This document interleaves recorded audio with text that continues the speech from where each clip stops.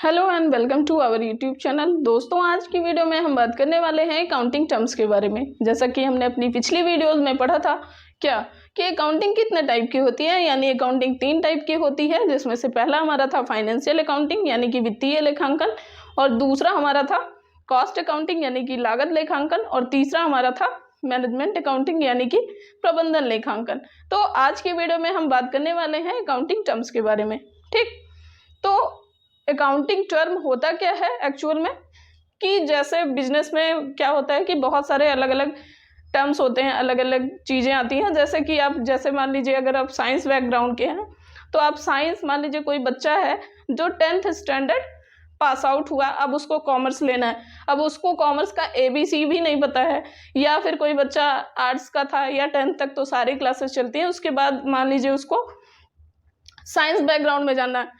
ठीक है, तो साइंस बैकग्राउंड में भी बहुत सारी ऐसी चीज़ें होती हैं जो उसको नहीं पता होती हैं, तो वो आगे की क्लासेस में जाता है, जैसे जैसे प्रोसीड करता है और चीज़ें उसको आती जाती। ठीक है, तो इसी तरीके से अकाउंटिंग यानी बिजनेस में भी जो कुछ टर्म्स ऐसे होते हैं जो हमको पहले से नहीं पता होते हैं, तो ये क्या होता है कि यही हमारे अकाउंटिंग टर्म्स होते हैं। जैसे जो कुछ छोटे छोटे टर्म्स होते हैं जो हमको नहीं पता होते हैं और जिनको हमें पढ़ना है। आप हमारे साथ हमारी पूरी वीडियो में बने रहिए और आपको एक एक चीज़ें समझ में आती जाएंगी। ठीक, तो आइए हम पहला अपना शुरू करते हैं। पहला हमारा क्या है, क्या हम पढ़ने जा रहे हैं, अकाउंटिंग टर्मिनोलॉजी। Accounting terminology.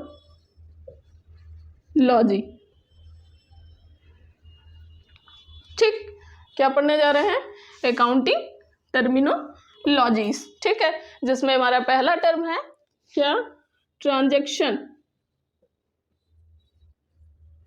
पहला टर्म हमारा क्या है, ट्रांजैक्शन।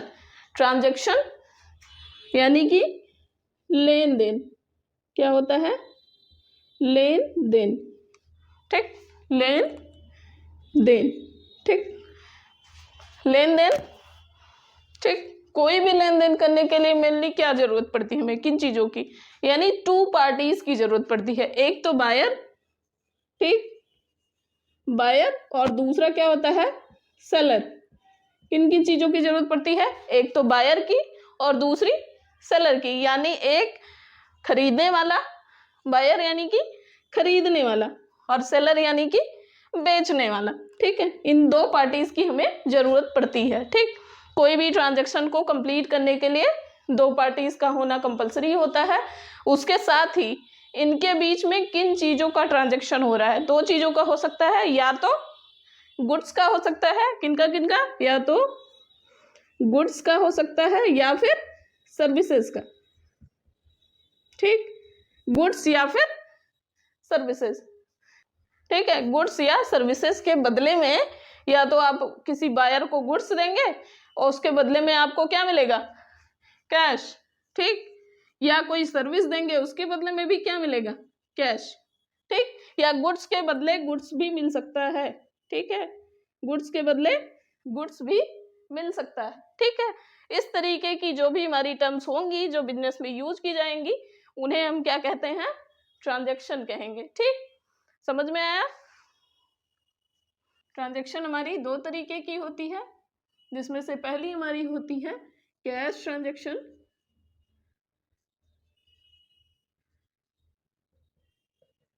और दूसरी हमारी होती है, पहली कैश ट्रांजैक्शंस, दूसरी हमारी होती है क्रेडिट।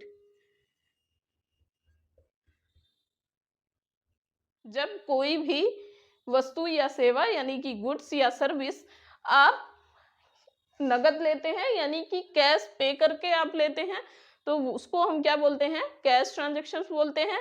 और जब भी हम कोई चीज लेते हैं उधार कि बाद में हम पे करेंगे, तो इस तरीके की ट्रांजैक्शंस को हम क्या, कौन सी ट्रांजैक्शन बोलते हैं, क्रेडिट ट्रांजैक्शन। समझ में आया। यानी कि ट्रांजैक्शन क्या है, relationship between buyer and seller. यानी कि सरल शब्दों में हम क्या कह सकते हैं कि बायर और सेलर के बीच, यानी विक्रेता और क्रेता के बीच जो भी गुड्स या सर्विसेज का जो लेन देन होता है, आदान प्रदान होता है, उसे ही हम क्या बोलते हैं, ट्रांजैक्शन बोलते हैं। ठीक है, दूसरा टर्म है हमारा एसेट। एसेट यानी कि संपत्तियां।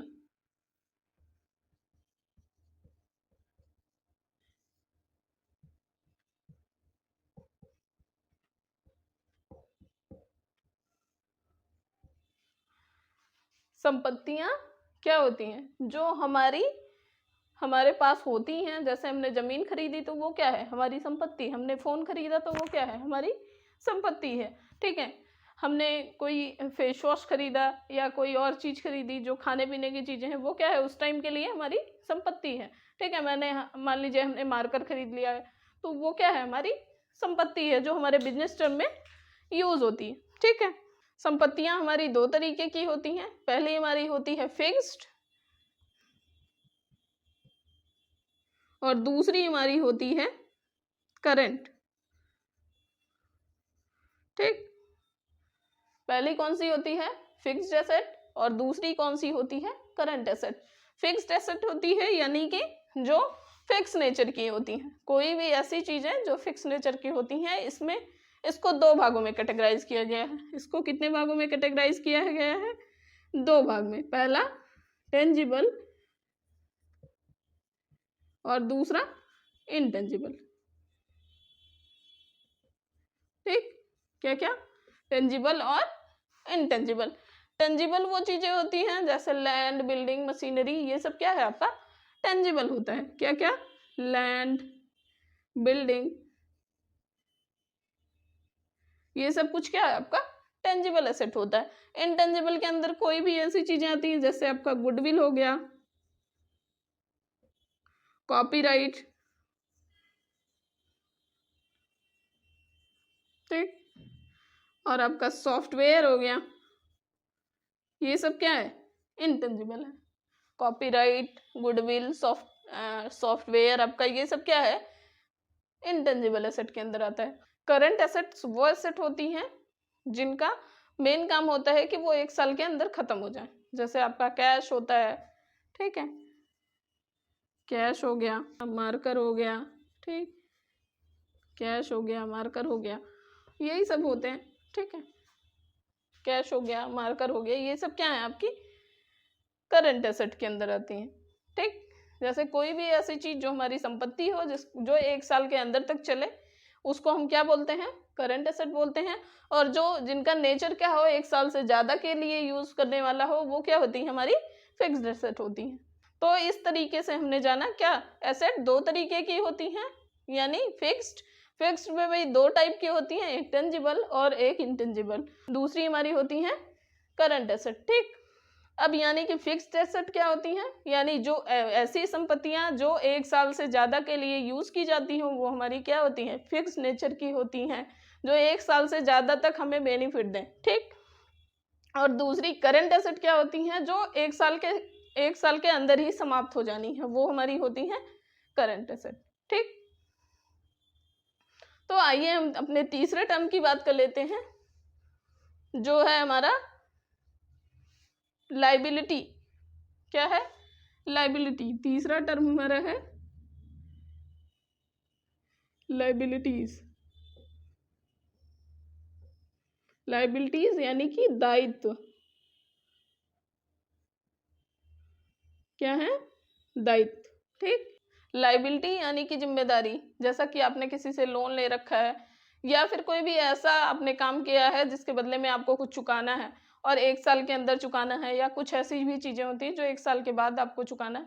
तो इस तरीके की चीजों को हम क्या करते हैं? लाइबिलिटीज कहते हैं। यानी कि हमारे ऊपर ये जिम्मेदारियां हैं और इनको कुछ जिम्मेदारियों को हमें 1 साल के अंदर फुलफिल करना है और कुछ जिम्मेदारियों को हमें 1 साल के बाद फुलफिल करना है। ठीक है। तो इस तरीके से हमें क्या पता चलता है कि लाइबिलिटीज दो तरीके की हो सकती हैं। यानी कि एक हमारी होती है शॉर्ट टर्म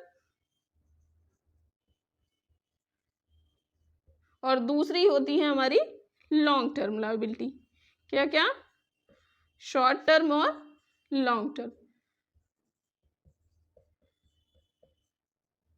ठीक। ये भी लायबिलिटीज। ठीक है। शॉर्ट टर्म लायबिलिटी क्या होती है? जिनको 1 साल के अंदर तक चुका दिया जाए। यानी कि जैसे राम से हमने 100 रुपए उधार लिया और ये एग्रीमेंट किया कि मैं आपको 1 महीने के अंदर इसको पे कर दूंगी। ठीक है। या ऐसा कह सकते हैं आप, कोई भी शॉर्ट टर्म लायबिलिटी ऐसी लायबिलिटीज होती हैं जो 1 साल के अंदर खत्म कर दी जाए, यानी 365 डेज 365 डेज या फिर 12 मंथ, और 12 मंथ के अंदर समाप्त हो जाएं। कोई भी ऐसी लाइबिलिटी वो शॉर्ट टर्म लाइबिलिटी कही जाएगी जो 12 महीने के अंदर खत्म हो जाए। ठीक है, कोई भी ऐसे दायित्व जिनकी पूर्ति हमें 1 साल से ज्यादा के लिए करनी होती है वो हमारे क्या होते हैं, लॉन्ग टर्म लाइबिलिटीज होती हैं। क्या होती हैं, लॉन्ग टर्म लाइबिलिटीज। जैसे हमारा क्या हो गया, ओवरड्राफ्ट हो गया, क्या हो गया, ओवरड्राफ्ट हो गया। ठीक है, या लॉन्ग टर्म लोन हो गया, क्या हो गया, लॉन्ग टर्म लोन। ठीक है, ये सब क्या है हमारे लॉन्ग टर्म लाइबिलिटी। तो इस तरीके से हमने क्या जाना, आज हमने 3 चीजें जानी। क्या क्या, एक ट्रांजैक्शन यानी कि लेन देन, और दूसरा टर्म हमने क्या जाना कि एसेट क्या होती है। ठीक, एसेट यानी कि संपत्तियां क्या होती हैं, जिसमें हमने जो भी पढ़ा कि फिक्स्ड होती हैं और दूसरी करंट होती हैं। ठीक है, तीसरा हमने पढ़ा क्या, लाइबिलिटीज। लाइबिलिटीज यानी दायित्व जो 2 तरीके के होते हैं, एक तो शॉर्ट टर्म यानी जिनको 365 दिन के अंदर अंदर पूरा करना हो, और दूसरा होता है कि लॉन्ग टर्म जो हमें 365 दिन के बाद भी आप उसको चला सकते हैं या बाद में आप पे कर सकते हैं, ऐसे दायित्व। ठीक है, तो आज की वीडियो में बस इतना ही। आगे हम अपनी नई वीडियोस में बात करेंगे और भी टर्म्स के बारे में। तब तक के लिए आप लोग अपना ख्याल रखिए। अगर आपको हमारी वीडियो पसंद आई हो तो आप हमारे चैनल को लाइक एंड सब्सक्राइब कर सकते हैं। धन्यवाद।